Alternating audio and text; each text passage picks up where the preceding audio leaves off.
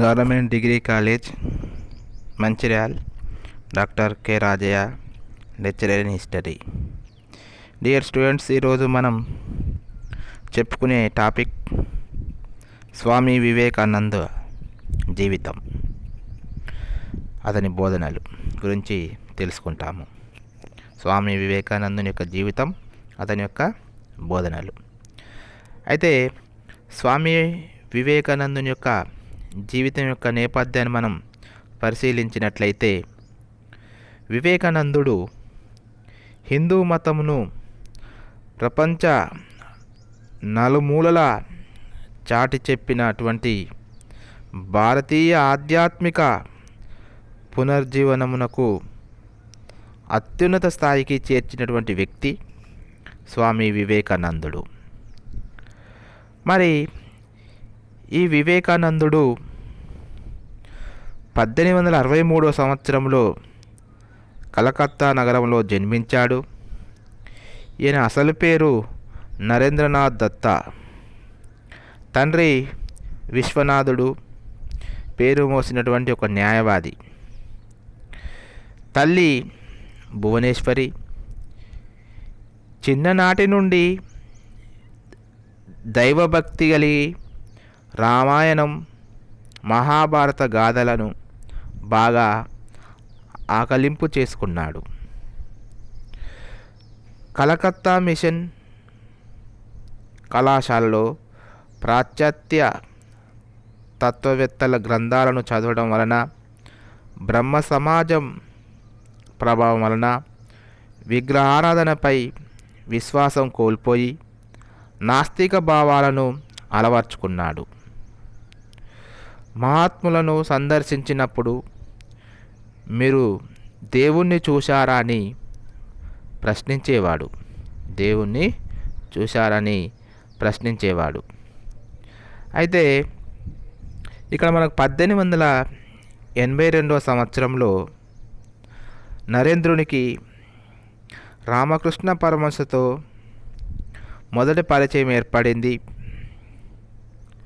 రామకృష్ణుని యొక్క బోధన ప్రభావం వల్ల సనాతన ధర్మ సిద్ధాంతాలు నరేంద్రుణ్ణి ఆకట్టుకున్నాయి.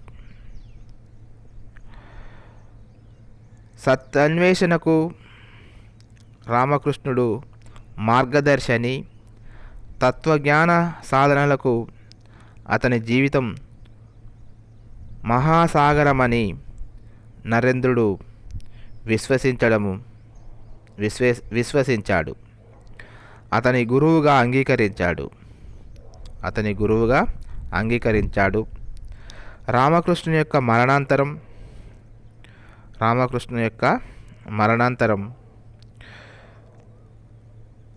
1886లో రామకృష్ణుడు మరణించడం జరిగింది. అతని కొద్ది మంది శిష్యులను మహిళా విద్యా వ్యాప్తి, గ్రామీణులకు చదవడం నేర్పడం, అంటే గ్రామీణ ప్రజలలో చదువు నేర్పడం, నిరాశ నిస్పృహలకు లోనైన పేదవారిని ఆదుకోవడం, బాల్య వివాహాలను నిర్మూలించడం మొదలైన కార్యక్రమాలను చేపట్టి ప్రోత్సహించడం జరిగింది. కానీ ఈ విజయం సాధించలేక 1890లో తన తోటి సన్యాసులను విడిచిపెట్టాడు.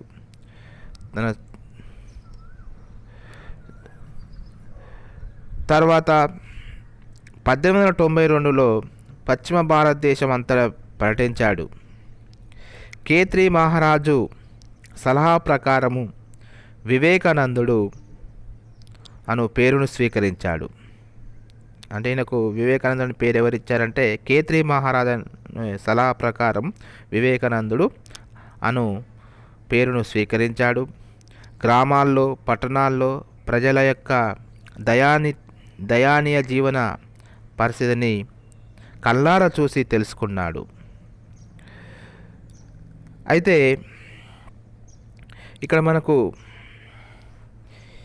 ఇవే కాకుండా Herbert Spencer, Kant, John Stuart Mill, Aristotle మొదలగు దార్శనికుల యొక్క భావాలకు ఆకర్షితుడై సంస్కరణ భావాలను, హేతువాదాన్ని పెంపొందింపజేసుకున్నాడు. రామకృష్ణుని యొక్క బోధనలు వలన మానవతావాదాన్ని అలవర్చుకున్నాడు. ఇవన్నీ ఒకటి. వీటితో పాటు ఈ వివేకానందుడు కేత్రి మహారాజు సాయంతో 1893 సంవత్సరంలో సెప్టెంబర్ 11న చికాగో నగరంలో జరిగిన ప్రపంచ సర్వమత మహాసభలో పాల్గొని అమెరికా సోదరీమణులారా, హిందూ మత ఔన్నత్యాన్ని గూర్చి అనర్గళంగా ప్రసంగించాడు.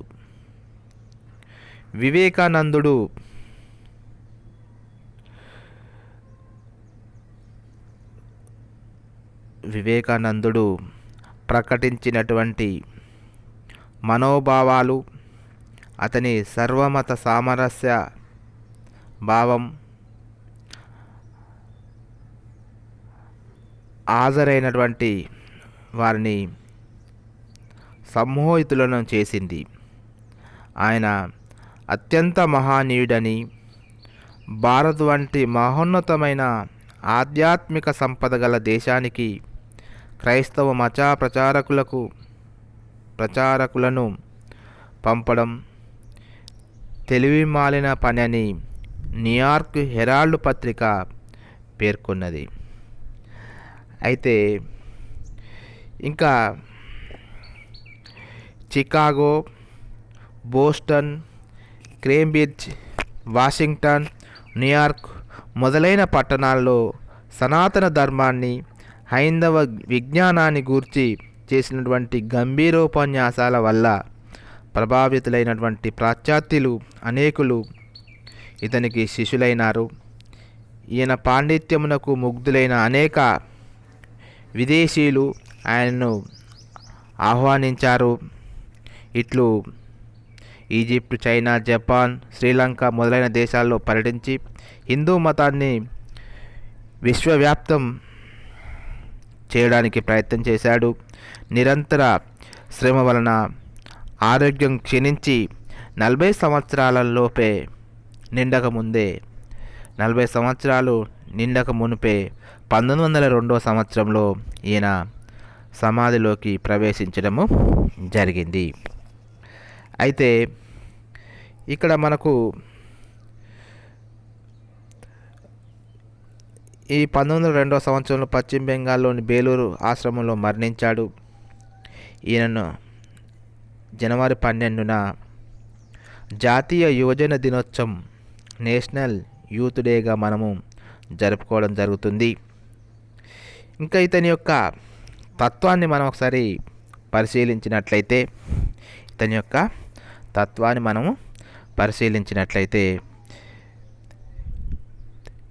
ఈయన తత్వం ఎట్లాంటిదంటే ఆధునిక వేదాంత. ఇతని రచనలు డివైన్ లైఫ్, రాజయోగ, కర్మయోగ, భక్తి యోగ, జ్ఞానయోగ, నా గురువు, లెక్చర్స్ ఫ్రమ్ కొలంబో టు ఆల్మోర్, వర్తమాన భారత్, ఇవన్నీ అతని యొక్క రచనలుగా మనము చెప్పుకోవచ్చు. మరి వివేకానందుడు స్థాపించినటువంటి పత్రికలు చాలా ఇంపార్టెంట్. ఒకటి ప్రబుద్ధ భారత్, ఇది ఆంగ్ల మాసపత్రిక. రెండోది ఉద్బోధ, ఇది బెంగాలీ పక్షపత్రిక.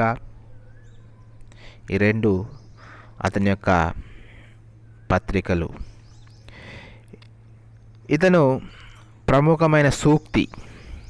ఈయన యొక్క ప్రముఖమైన సూక్తి arise, awake and stop, not till the goal is reached.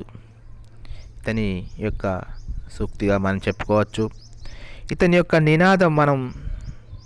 యొక్క నినాదాన్ని మనం ఒకసారి చూస్తే, భారతదేశం భారతీయుల కోసమే, భారతదేశం భారతీయుల కోసమే, ఇండియా ఈజ్ ఫర్ ఇండియన్స్, దారిద్ర్య దేవోభవ అనే నినాదాలతోని ప్రజలను చైతన్యపరచడం అనేది జరిగింది. తర్వాత వివేకానందుని యొక్క వాక్యాలు మనం పరిశీలిస్తే, హిందూ మత పరిరక్షణను ఉద్దేశించి మన మతం మన వంటింట్లోది, హిందూ మతం పరిరక్షణను ఉద్దేశించి మన మతం మన వంటింట్లోది, there is a danger of our religion getting into the kitchen. రెండోది, ప్రపంచంలో పాపం అనేది ఏదైనా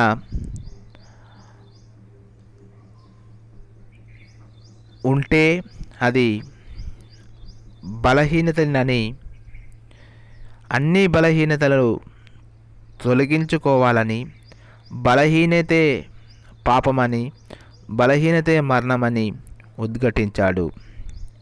మళ్ళొకసారి చూద్దాం. ప్రపంచంలో పాపం అనేది ఏదైనా ఉంటే అది బలహీనతలే, అన్ని బలహీనతలు తొలగించుకోవాలి, బలహీనతే పాపమని, బలహీనతే మరణమని ఉద్ఘటించడం అనేది జరిగింది. వివేకానందుని యొక్క పాత్ర, ఇతను నవవిధాన్ అంటే కేశవచంద్ర సేన్ సాధారణ బ్రహ్మ సమాజ్ అను సంస్థలతో సభ్యుడిగా ఉన్నాడు. హిందీని జాతీయ భాషగా ప్రకటించమని మొట్టమొదట వ్యక్తిగా వివేకానందుని మనం చెప్పుకోవచ్చు. 11 సెప్టెంబర్ 1893లో చికాగోలో జరిగిన ప్రపంచ మతాల పార్లమెంటులో భారతదేశం మరియు హిందూ మత ప్రతిష్టను ఉన్నత శిఖరాలకు చేర్చాడు. దీనిలో వివేకానందుని యొక్క మాటలు మనొకసారి ఇంతకుముందు చెప్పాను, మళ్ళొకసారి దీన్ని చూసినట్లయితే,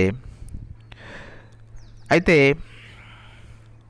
వివేకానందుని యొక్క మాటలు సిస్టర్స్ అండ్ బ్రదర్స్ ఆఫ్ అమెరికాతో మొదలయ్యాయి. ఆ దినమునే వరల్డ్ బ్రదర్హుడ్ డేగా పిలవడం జరుగుతుంది. ఈ సమ్మేళనంలో పాల్గొన్న వారందరిలో మహోన్నత వ్యక్తి వివేకానందుడని న్యూయార్క్ హెరాల్డ్ అనే అమెరికా పత్రిక కీర్తించడం జరిగింది. 1895లో న్యూయార్క్లో మొదటి వేదాంత సొసైటీని స్థాపించడం కూడా జరిగింది. అయితే వివేకానందునిపై వ్యాఖ్యలు ఒకసారి మనం చూస్తే, Vivekananda saved Hinduism, saved India అని రాజగోపాల్చారి వ్యాఖ్యానించడం జరిగింది.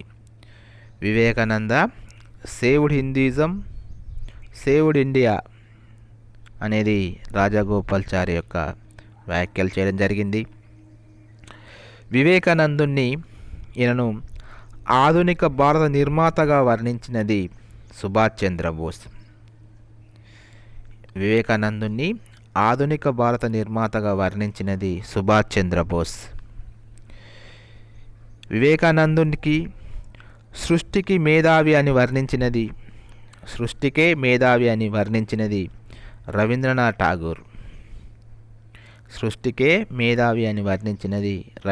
ఠాగూర్. వివేకానందుని భారతదేశాన్ని ఆధ్యాత్మికతతో మేల్కొలిపినటువంటి వాడని అరవిందో పేర్కొన్నాడు. వివేకానందుని భారతదేశాన్ని ఆధ్యాత్మికతతో మేల్కొల్పినటువంటి వాడు అని అరబిందో పేర్కొన్నాడు. రాజా రామ్మోహన్ రాయ్ నుండి వివేకానందుని వరకు జరిగిన భారత సమాజోద్ధరణ గతిశాస్త్ర తార్కిక పరిభాషలో బ్రహ్మ సమాజ్ యోజన, ఆర్య సమాజ్, హిందూ పునరుద్ధరణ ప్రతియోజన, రామకృష్ణ వివేకానందుల సిద్ధాంత కృషి సంయోజన అని మజుందార్ పేర్కొనడం జరిగింది. ఇంకా మార్గారెట్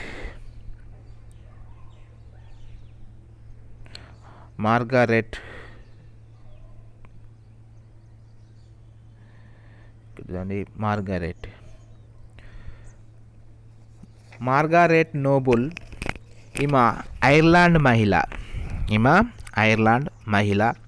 ఈమె గురువు వివేకానందుడు.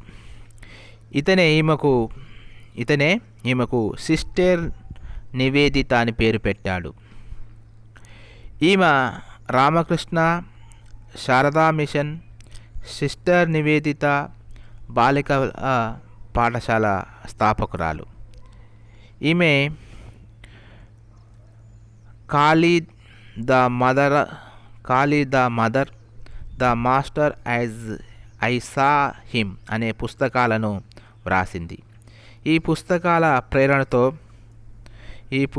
యొక్క ప్రేరణతో భారతమాత చిత్రాన్ని అబనీంద్రనాథ్ ఠాగూర్ వేశాడు. ఇక రామకృష్ణుని యొక్క మరణాంతరం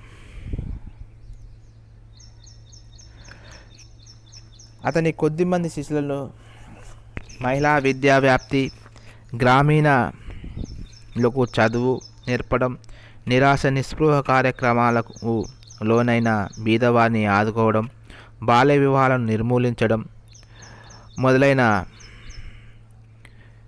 వాటిని ప్రోత్సహించడం జరిగింది.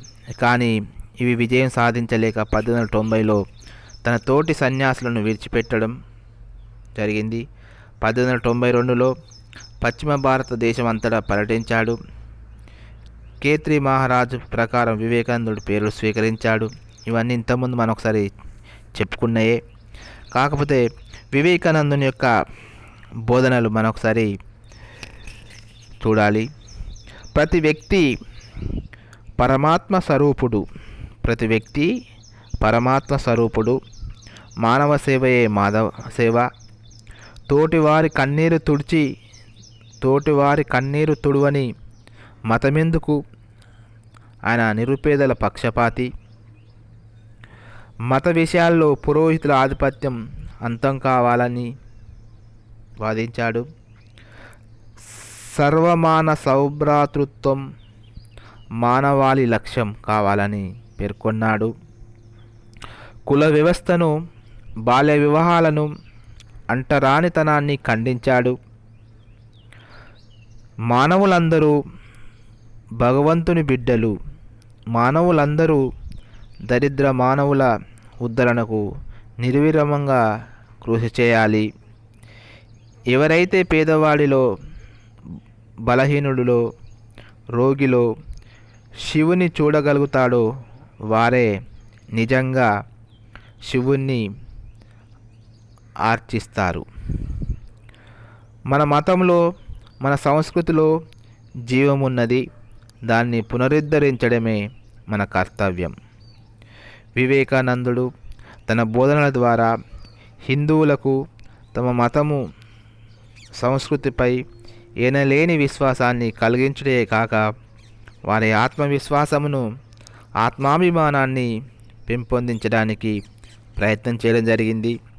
తిలక్, అరవింద్ ఘోష్, సుభాష్ చంద్రబోస్ వంటి నాయకులు వివేకానందుని భావాలకు ప్రభావితులైనారు. ఇట్లా వివేకానందుడు భారతదేశ ఆధ్యాత్మిక పునాదులపై జాతీయ భావాలను ఆధ్యాత్మిక పునాదులపై జాతీయ భావాలను నిర్మించి ప్రచారం చేశాడు. వివేకానందుడు ఒక జాతీయవాద ప్రచారకుడుగా మనం చరిత్రలో నిలిచిపోవడం అనేది జరిగింది. Thank you students.